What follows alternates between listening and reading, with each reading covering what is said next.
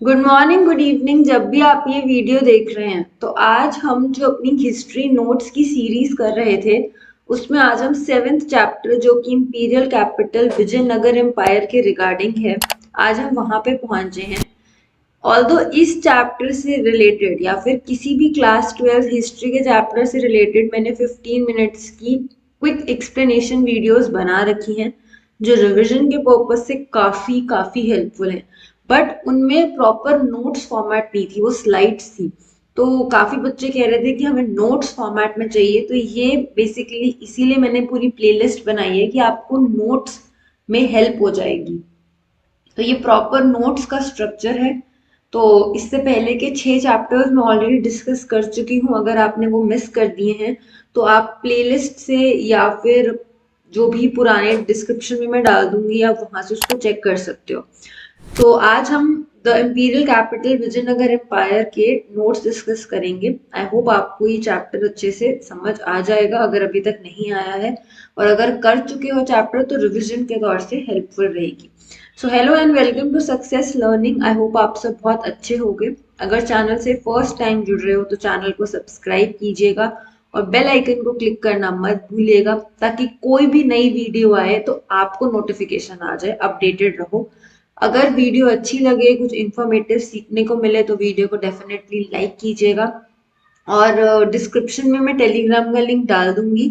अगर इसकी PDF download करनी हो अपनी प्रैक्टिस पर्पज से तो वो आप टेलीग्राम से डाउनलोड कर सकते हो। सो शुरू करते हैं। अब चैप्टर का नाम है इंपीरियल कैपिटल विजयनगर। तो आपको सबसे पहले तो ये पता होना चाहिए कि विजयनगर का मीनिंग क्या है। तो विजयनगर का मीनिंग है सिटी ऑफ विक्ट्री।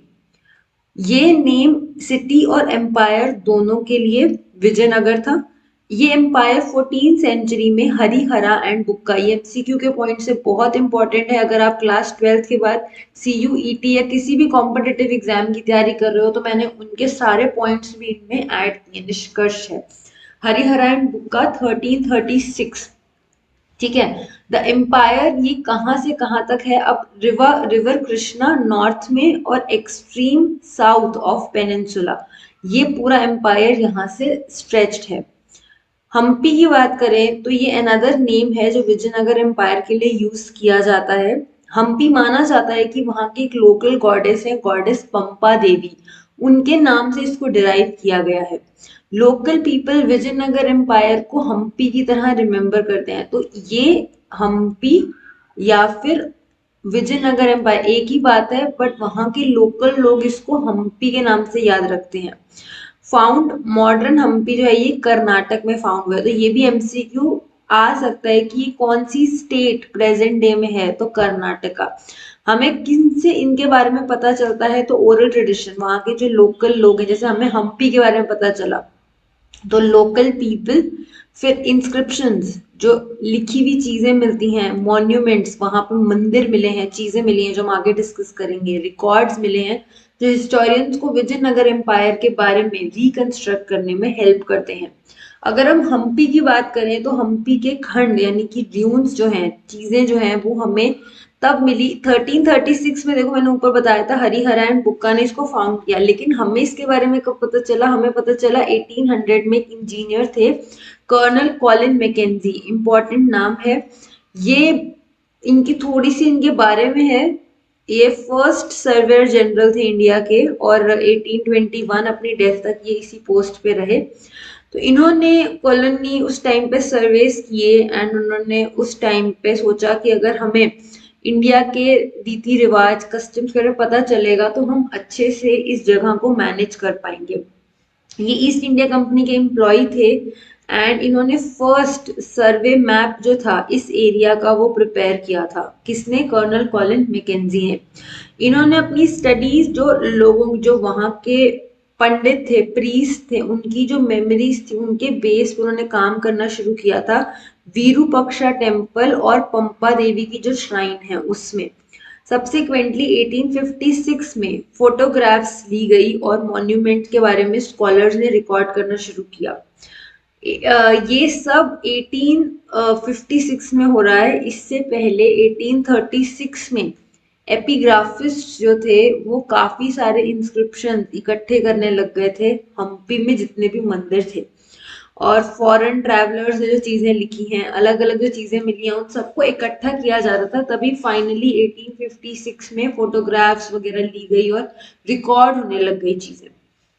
अब अगर हम 1336 जब हरिहरन बुक्का ने इसको फाउंड किया, वो दो भाई थे, तो अब उस टाइम पे फाउंडिंग के टाइम पे चलते हैं तो हम देखते हैं कि गुरु विद्यारण्य ये थे, इंस्पायर्ड देम, इन्होंने इनको इंस्पायर किया इन दोनों ब्रदर्स को कि आप एक एम्पायर स्टैब्लिश करो। इस एम्पायर में डिफरेंट पीपल थे, अलग अलग लैंग्वेज बोलते थे, अलग अलग रिवाज, अलग अलग धर्म, अलग अलग रिलीजन फॉलो करते थे। विजयनगर विजयनगरा किंग्स कम्पीटेड, अब ऐसे रूलर्स भी थे जो विजयनगर के किंग्स के साथ कम्पीट कर रहे थे, लड़ाई कर रहे थे। कौन कौन थे? अगर हम नॉर्थ में बात करें विजयनगर एम्पायर के, तो उस वक्त के सुल्तान ऑफ दक्कन वो उनसे लड़ाई कर रहे थे। और गजापति रूलर्स ओडिशा में क्यों कर रहे थे? क्योंकि वहां पे रिवर थी और रिवर्स का बहुत ज्यादा बेनिफिट होता था, एग्रीकल्चर पर्पस से, पानी के पर्पस से, हर चीज के लिए रिवर्स को बहुत इंपॉर्टेंस दी जाती थी। और ओवरसी ट्रेड में भी हेल्प करता है, इसलिए विजयनगर एम्पायर के अगेंस्ट काफी सारे आसपास के जो रूलर्स थे वो उनके अगेंस्ट लड़ाई कर रहे थे। तो ये कुछ नाम है जो आप याद रखेंगे। किंग्स एंड देखो, जहां पे मुझे लगता है कि ऑप्शनल है तो मैं बता दूंगी कि आपकी मर्जी है, जहां मैं कह रही हूँ कि ये करना पड़ेगा, जैसे 1336 हरिहर एंड बुक्का, ये कुछ नाम है जो आपको याद करने पड़ेंगे।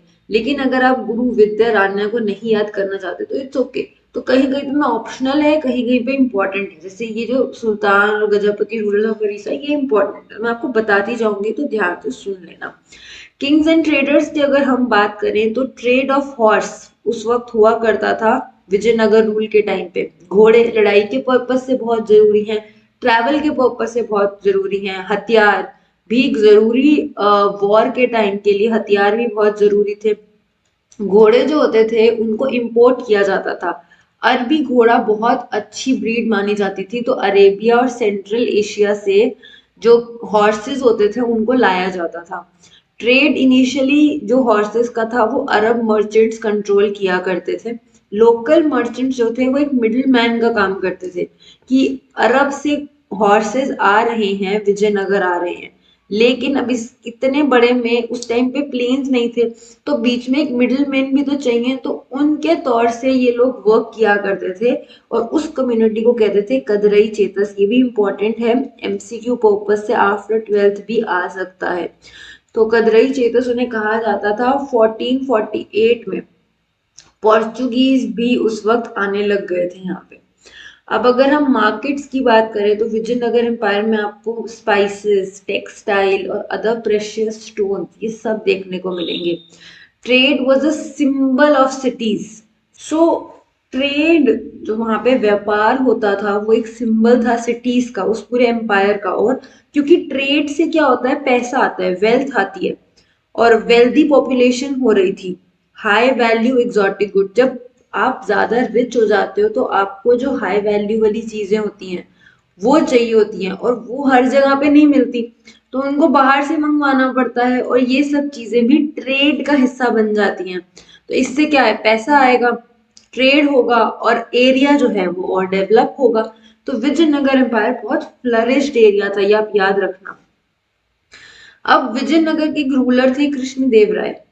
हमने देखा हरिहरन बुक्का के बारे में, अब हम किंग्स के रूल के बारे में देखेंगे, ये बहुत इंपॉर्टेंट है। फर्स्ट डायनेस्टी, वैसे ये नोट्स हैं तो इंपॉर्टेंट फॉर्मेट में चीजें ही ऐड की हैं, बट ये कुछ ज्यादा इंपॉर्टेंट है। फर्स्ट डायनेस्टी जो विजयनगर एम्पायर में रूल करी थी वो थी संगमा डायनेस्टी। इसको फाउंड किसने किया था? हरिहरन बुक्का। रूल्ड एम्पायर टिल 1448 1485 तक। ठीक है, उसके बाद संगमा डायनेस्टी के बाद आई सलवास। मिलिट्री कमांडर थे ये पहले, और अब ये पावर में आए 1503 तक। सलवा डायनेस्टी जो थी इसको रिप्लेस किया तुलवा डायनेस्टी ने। इस डायनेस्टी से कृष्णदेव राय, जिनकी हम बात करेंगे, वो बिलोंग करते थे। कृष्णदेव राय तुलवा डायनेस्टी से बिलोंग करते थे। कृष्णदेव राय का रूल पूरा एक्सपैंड किया इन्होंने, और इन्होंने एरिया को ढंग से मैनेज किया, कंसोलिडेट किया। इन्होंने जो तुंगभद्रा और कृष्णा रिवर के बीच का लैंड था, जिसको रायचूर दुआब कहते थे, उस पे भी अपना कंट्रोल गेन किया। कब गेन किया?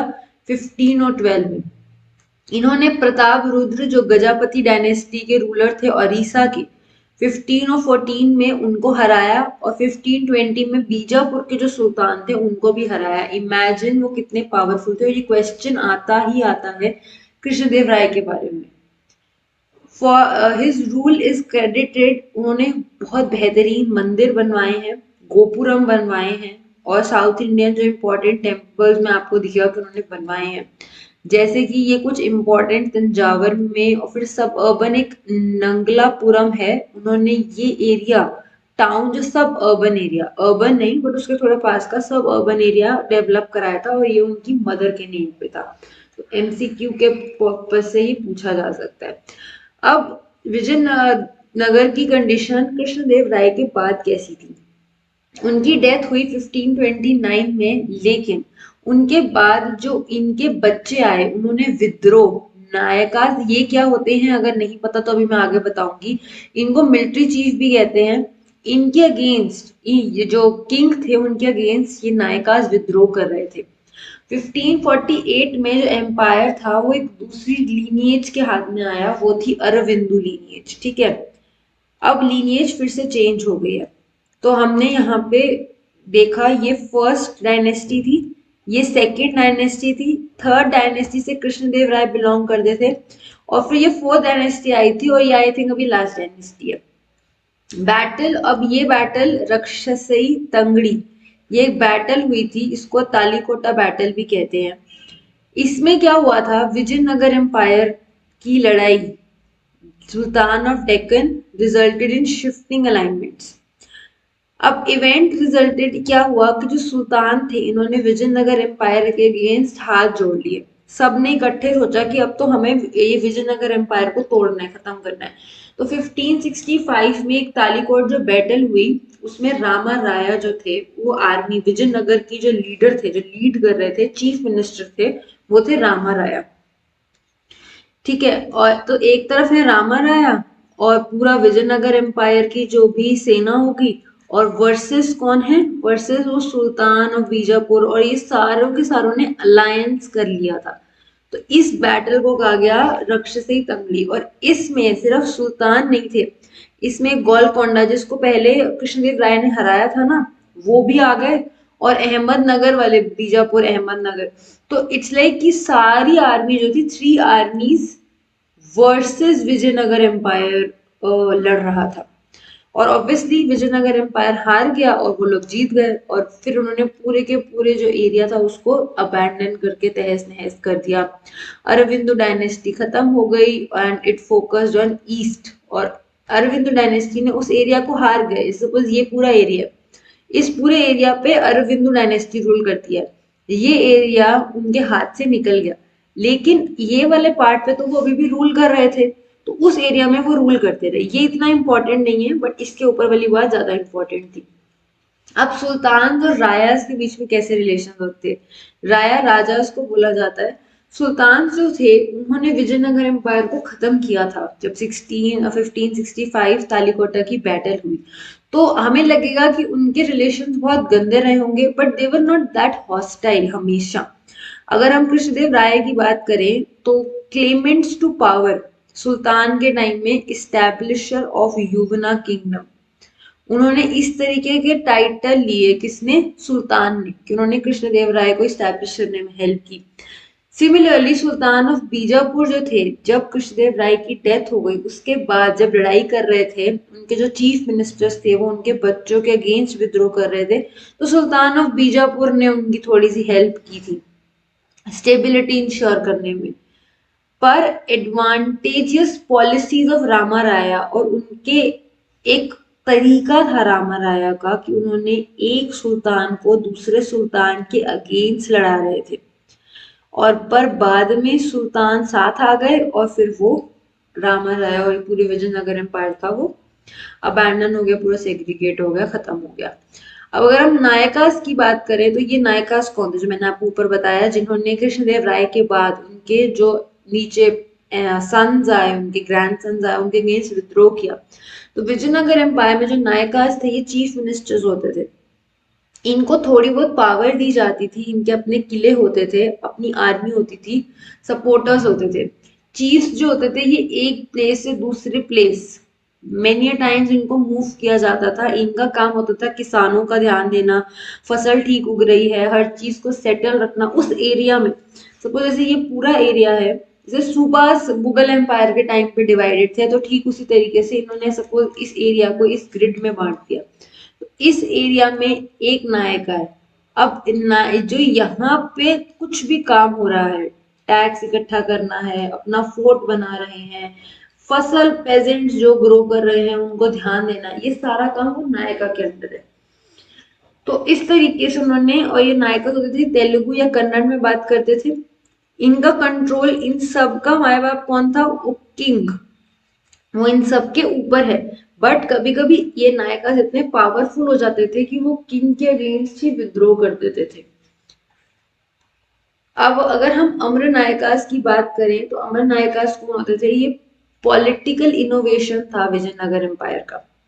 ये फीचर था जो इक्ता सिस्टम, जो दिल्ली सल्तनत में यूज हुआ ना, वो most probably many features were derived from Iqta system. Amara Nayaka जो मिलिट्री कमांडर्स जो होते थे, इनको गवर्न करने के लिए टेरिटरी दी जाती थी बाय द रायज, राजा इनको टेरिटरी देते थे। इनकी ड्यूटी क्या होती थी, इनकी ड्यूटी होती थी टैक्स इकट्ठा करना, पेजेंट्स से ड्यूज इकट्ठे करना, ट्रेडर्स और क्राफ्ट मतलब टैक्स इकट्ठा करना है। रेवेन्यू जो भी इनके पास आता था कुछ तो ये अपने पर्पस के लिए रखते थे, क्योंकि इनको भी अपने हॉर्सेस मेंटेन करने हैं, आर्मी मेंटेन करनी है, किले रखने हैं। कुछ रेवेन्यू जो होता था ये टेम्पल्स और इरिगेशन पर्पस में लगाते थे। बाकी का हर सालाना एनुअली इनको किंग को एज अ ट्रिब्यूट देना पड़ता था। और जब भी ये राजा से पर्सनली मिलने जाते थे तो इनको रॉयल कोर्ट में कुछ तोहफे देने पड़ते थे। राजा की अथॉरिटी होती थी कि वो इन अमर नायकास को एक जगह से दूसरी जगह पे शिफ्ट कर सकते हैं। कभी कभी विजयनगर एम्पायर के टाइम में ये इतने पावरफुल हो जाते थे कि ये अपने खुद के इंडिपेंडेंट किंगडम डिक्लेयर कर देते थे। तो इनकी पावर पे इतना अच्छे से कंट्रोल नहीं था। मतलब अगर हम वाटर रिसोर्सेज की बात करें तो विजयनगर एम्पायर में रिवर तुंगभद्रा फ्लो करती है नॉर्थ ईस्टर्न डायरेक्शन में। तो पानी तो बेहतरीन तरीके से वहां पे अवेलेबल है। लार्ज ग्रेनाइट हिल्स हैं जो ग्रिडल एक सिटी के आसपास फॉर्म करती हैं। काफी सारे झरने हैं जो पत्थरों के बीच में से बहते हैं, क्योंकि नदी है आसपास। तो और रिजर्वॉयर्स बनाए गए हैं ताकि पानी संभाला जा सके और खेती अच्छे से की जा सके। Vijayanagar empire most arid zone था पेनिनसुला में, तो इसीलिए पानी आए तो उसको ढंग से संभाल के रखने के इंतजाम किए जाते थे। इसमें एक एग्जाम्पल के तौर से है कि कमलापुरम टैंक, ये भी एमसीक्यू में क्वेश्चन आ रखा है। ये मोस्ट इंपॉर्टेंट टैंक है 15th सेंचुरी का। वाटर जो होता था वो टैंक्स में सेव किया जाता था, बट नॉट ओनली इरिगेशन, सिर्फ खेती के जो पानी यूज है उसके लिए नहीं, पर पानी रॉयल सेंटर में भी यूज किया जाता था। इसके अलावा ये तो टैंक था ना, एक कैनाल, हमें हिरिया कैनाल भी देखने को मिलती है। कैनाल वाटर लेती थी डैम से, बिल्ड किया गया तुंगभद्रा पे, वहां से पानी लेती थी और फसलों को इरिगेट करती थी। ये जो था फील्ड जो थी, ये सेपरेट करती थी सेक्रेट सेंटर को और अर्बन सेंटर। अभी ये सेंटर्स भी मैं आगे बताऊंगी क्या है। और ये जो कैनाल थी ये संगमा डायनेस्टी के किंग्स ने बनाई थी। 4 डायनेस्टीज हमने देखी, तो उसमें से संगमा डायनेस्टी के टाइम पे ये बनी थी। अब जो किले बने होते थे, ये हमें सोर्स है अबुल रज्जाक, इनके रिकॉर्ड्स के थ्रू में पता चलता है कि विजयनगर एम्पायर के वहां पे वॉल्स बनाई गई थी। अब अबुल रजाक कौन थे, ये एम्बेसडर थे जो पर्शिया के रूलर ने भेजे थे 15th सेंचुरी में। तो ये आता है कि ये कहाँ से आए थे, फ्रांस से आए थे, ईरान से आए थे, और भी कई ऑप्शन आ जाते हैं, तो पर्शिया से आए थे।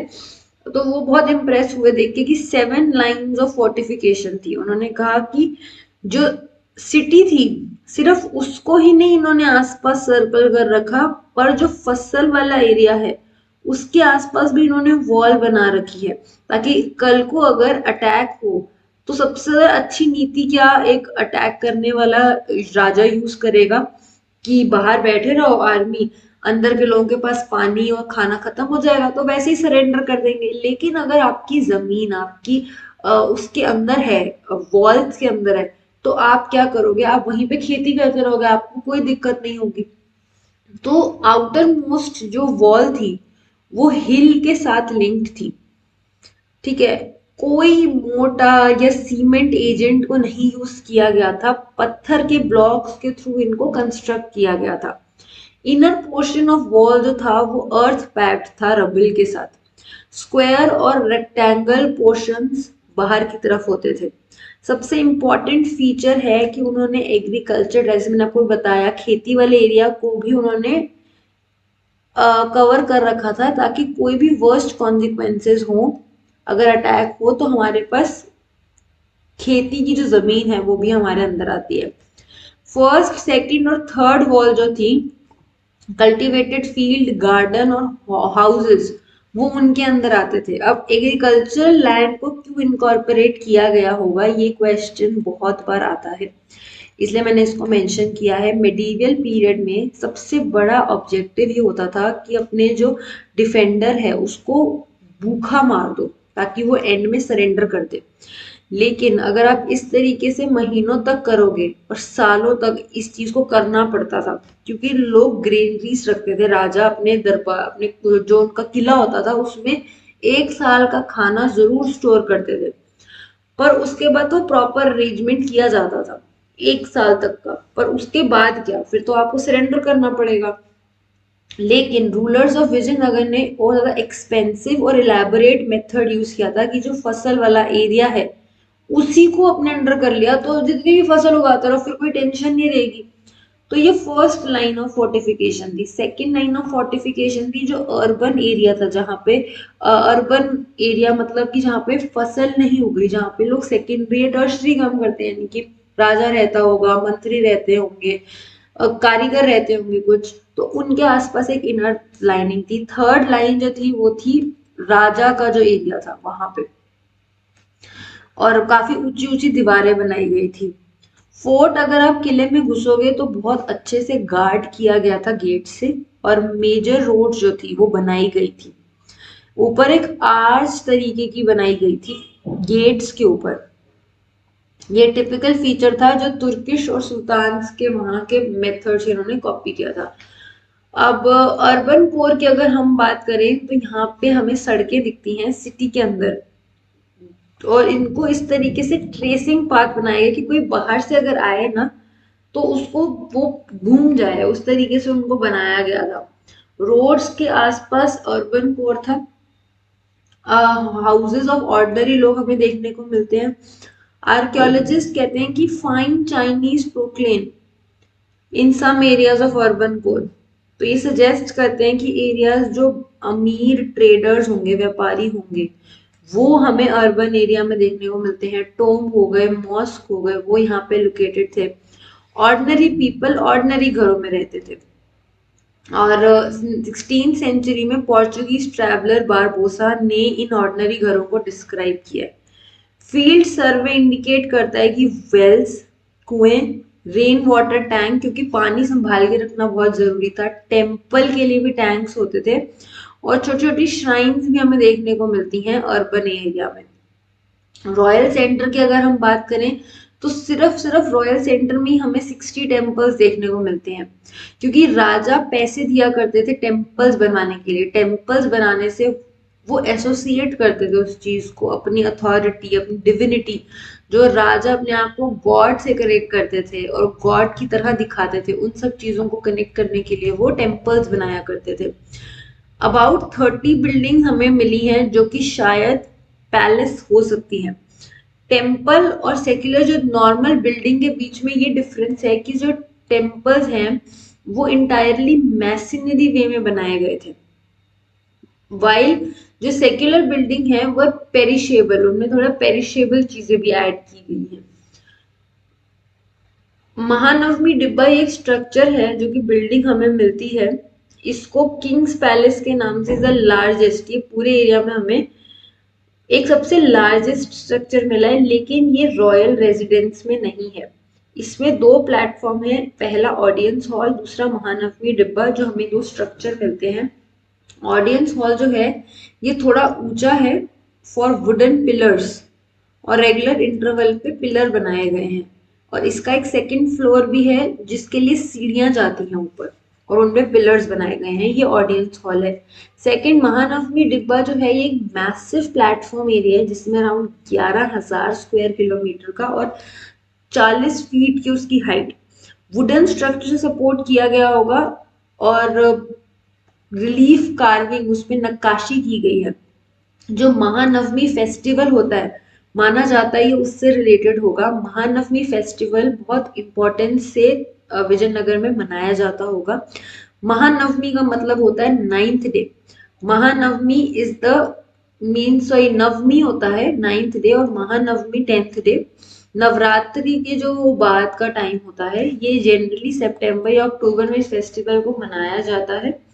और दशहरा जो होता है नॉर्दर्न इंडिया में, इसको कहते हैं, बंगाल में आप दुर्गा पूजा कहोगे, नवरात्रि कहो या फिर महानवमी कहो। तो विजयनगर किंग्स जो होते थे ये अपनी प्रेस्टीज पावर शो करते थे उस टाइम पे। अलग अलग सेरेमनी होती थी, इमेजेस को वर्शिप किया जाता था, सैक्रिफाइस बफलो का और दूसरे एनिमल्स का परफॉर्म होता था, डांस परफॉर्मेंसेस होती थी, चैरियट्स और सोल्जर्स आते थे। और इस टाइम पे नायकास भी आया करते थे, वो जो हमने पहले डिस्कस किए थे, वो भी किंग के सामने आते थे और ट्रिब्यूट्स देते थे। लास्ट डे जो फेस्टिवल होता था उसमें आर्मी और उनके जो नायक यहाँ पे मेंशन ही है वो आते थे और किंग को रिचुअल के तौर से गिफ्ट्स देते थे और किंग को ट्रिब्यूट देते थे। और दूसरी बिल्डिंग्स भी हमें रॉयल सेंटर में मिलती हैं। One of the beautiful building जो हमें मिलती है वो है lotus Mahal. According to Mackenzie, colonel Colin Mackenzie, ये काउंसिल चेम्बर जहाँ पे किंग अपने मंत्रियों से बात करता हो, एडवाइस लेता हो, शायद उस पर्पज से। तो ये एक प्लेस थी जहाँ पे किंग मीट करते होंगे। एक स्पेक्टेकुलर बिल्डिंग जो हमें रॉयल सेंटर में दिखती है वो है हाजरामा टेम्पल। इन सब के बारे में ना दिया हुआ है आपकी बुक में, तो एक छोटा सा ब्रीफ आइडिया यहाँ पे मैंने दे दिया है। यहाँ पे माना जाता है प्रोबेबली ओनली किंग और उनकी फैमिली को आना ही अलाउड होगा। सेक्रेट सेंटर जो है, ट्रेडिशन है कि हिल्स जो ऑफ नॉर्दर्न रीजन है, इसमें मंकी किंगडम जो वाली और सुग्रीव जिसका रामायण में भी जिक्र आता है, ये उनसे रिलेटेड होगा। और जो ट्रेडिशन की अगर हम बात करें तो पंपा देवी, जिनका मैंने ऊपर बताया कि वो लोकल गॉडेस मानी जाती हैं, जिनके ही थ्रू वहां पे हम्पी नाम भी दिया गया। और उन्होंने एक प्रतिज्ञा की थी कि वो वीरूपक्षा से ही शादी करेंगी, जो माना जाता है गार्डियन डेटी है of kingdom and recognised as form of Shiva. तो फीचर्स अगर हम बात करें विजयनगर एम्पायर के टेम्पल्स की, तो जो किंग हैं वो टेम्पल बिल्डिंग को अपने आप को डिवाइन, किंग को गॉड से कनेक्ट करने के दिखाने के लिए, सुप्रीम दिखाने के लिए। और किंग्स जो हैं वो विजयनगर एम्पायर की क्लेम करते थे कि वो जो वीरूपक्षा है उनके बिहाफ पे ही यहाँ पे रूल कर रहे हैं। रॉयल ऑर्डर्स जो होते थे वो श्री विरूपक्षा के नाम से साइन किए जाते थे, यूजुअली कन्नड़ स्क्रिप्ट में।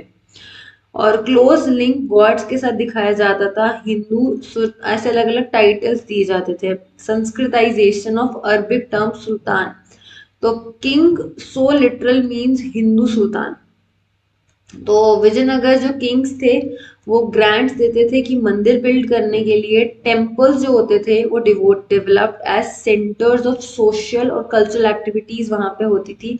किंग भी टेम्पल्स पे विजिट करते थे और बहुत इंपॉर्टेंट ओकेजन होता था, और उनके साथ जो नायकास होते थे वो भी विजिट करते थे। इस पीरियड में सर्टेन फीचर्स एविडेंट हमें आर्किटेक्चर के भी दिखते हैं, और दिखता है किसी अथॉरिटी थी। एक एग्जाम्पल के तौर से इन्होंने रायास गोपुरम या फिर रॉयल गेटवे, गोपुरम मतलब दरवाजा, वो dwarf the towers on central shrine पे बनाया गया। गोपुरम प्रेजेंस ऑफ, कि यहाँ पे एक मंदिर है उसकी प्रेजेंस दिखाने के लिए, दूर से ही पता चल जाए कि यहाँ पे एक मंदिर है, गोपुरम को बनाया जाता था। ये टावरिंग दरवाजे ये भी याद दिलाते थे कि राजा की पावर के बारे में। टेक्निक और स्किल्स बहुत बेहतरीन यूज की जाती थी। और मंडप्स बनाए जाते थे, पवेलियंस बनाए जाते थे, कॉरिडोर्स होते थे, तो एक बहुत कॉम्प्लेक्स स्ट्रक्चर होता था। एक और भी विरूपक्षा टेम्पल, वो भी बिल्ड किया गया हमें वहां पे भी on occasion of coronation. Krishnadeva Raya build this elaborate hall. तो इस तरीके के आपको मंदिर मिलेंगे। इन हॉल्स की अपनी वेराइटी ऑफ पर्पसेस के लिए इन स्पेसेस को यूज किया जाता था। कि special programmes, music, dance, drama यहाँ पे होते थे। डेटीज की जब मैरिज वगैरह के जो फंक्शंस हैं, जो ओकेजन्स हैं, रिचुअल्स हैं, वो सब यहाँ पे होते थे। सेंट्रल जो श्राइन, जो मेन श्राइन होती थी, उसमें एक छोटी सी इमेज होती थी भगवान की। विट्ठला टेम्पल, जो कि प्रिंसिपल डेटी लॉर्ड विट्ठल माने जाते हैं, फॉर्म ऑफ शिवा, वो महाराष्ट्र में उनको वर्शिप करते हैं। एंड दिस टेम्पल काफी सारी हिल्स के ऊपर है, और इसका डिजाइन एक रथ की तरह, एक चैरियट की तरह इसको बनाया गया है। इसके नीचे व्हील्स भी हैं। तो इसके कैरेक्टरिस्टिक्स हैं कि ये चैरियट स्ट्रीट एंड स्ट्रीट्स व पेव्ड स्टोन स्लैब से इसको बनाया गया है। पवेलियन एक हॉल है जहाँ पे मर्चेंट्स अपनी शॉप सेटअप करते होंगे। जैसे आप मंदिर वगैरह कहीं जाओ तो बाहर दुकानें होती हैं, तो उस तरीके से वहां पे सेटअप करते होंगे। हम्पी को मैप करने की जो टेक्निक यूज की गई, सबसे पहला स्टेप किया गया, इसको 25 स्क्वायर्स में डिवाइड किया गया था, और हर एक स्क्वायर को फर्दर डिवाइड किया गया था। और फिर सपोज जैसे, ये बेसिकली आपको शॉर्ट में बता देती हूँ, ये एक जगह है पूरी, इसको पहले स्क्वायर में डिवाइड किया 25। अब फिर उस ये 25 का सपोज एक है, इसको फर्दर पार्ट्स में डिवाइड किया, फिर इस एक पार्ट को फर्दर किया, ऐसे करके इन्होंने फर्दर फर्दर डिवाइड करके एक एक एरिया को, ग्रिड पैटर्न कहते हैं इसको, उसके थ्रू इन्होंने उस पर मैपिंग की थी। ये पूरा वही चीज एक्सप्लेन कर रहा है। डिफेंस रिक्वायरमेंट्स और मिलिट्री को अच्छे से प्रिपेयर किया जाता था कि कोई बाहर से अटैक करे तो उसको ध्यान दिया जा सके। ट्रैवलर्स जो बाहर से आए उन्होंने लिखा, और हमारे पे बहुत सारे अकाउंट, जैसे इटालियन ट्रैवलर आए, ट्रेडर आए, व्यापारी थे, निकोलो थी कॉन्टी, ये एम्बेसडर थे नेम्ड अब्दुल रजाक, वो आए थे, रूलर ऑफ पर्शिया ने उनको भेजा था। इस तरीके से कुछ अलग अलग ट्रैवलर्स, जैसे अफानी निकिटिन, ये रशिया से आए थे। ये 15 सेंचुरी में सबने विजिट किया था। एक टर्म्स जो है वो है अमुक्तमल्या। ये मैं पता नहीं सही से प्रोनाउंस कर पा रहे या नहीं पा रही, बट आप स्पेलिंग देख लेना। ये तेलुगु में कंपोज की गई स्टेट क्राफ्ट है जो कृष्णदेव राय के टाइम पे हुआ था। अमरा मतलब होता है संस्कृत वर्ड समारा, मीनिंग बैटल और वॉर। तो उनको मैनेज करने वाला तो अमर नायका हो गया, इसलिए वो अमारा टर्म यूज की गई। यवना, यवना एक संस्कृत वर्ड है जो ग्रीक्स के लिए यूज करते थे, यवन रूलर, तो ग्रीक रूलर्स और अदर पीपल जो भी नॉर्थ वेस्ट के एरिया से एंटर करते थे उनको यवन कहा जाता था। तो ये कुछ टर्म थी। तो ये बहुत शॉर्ट में मैंने एक्सप्लेन किया है विद प्रॉपर स्ट्रक्चर। अगर आपको फिर भी कोई डाउट हो तो आप कमेंट बॉक्स में मुझसे पूछ सकते हो। वीडियो अच्छी लगी, कुछ इन्फॉर्मेटिव सीखने को मिला तो वीडियो को डेफिनेटली लाइक कीजिएगा। चैनल से फर्स्ट टाइम जुड़ रहे हैं या अभी तक सब्सक्राइब नहीं किया है तो चैनल को सब्सक्राइब करके बेल आइकन को जरूर क्लिक कर लीजिएगा। अगर इसकी पीडीएफ चाहिए हो तो वो आपको टेलीग्राम चैनल से मिल जाएगी, तो आप वहां से उसको डाउनलोड कर सकते हैं। मिलती हूँ मैं अगली वीडियो में, तब तक के लिए keep learning and keep growing.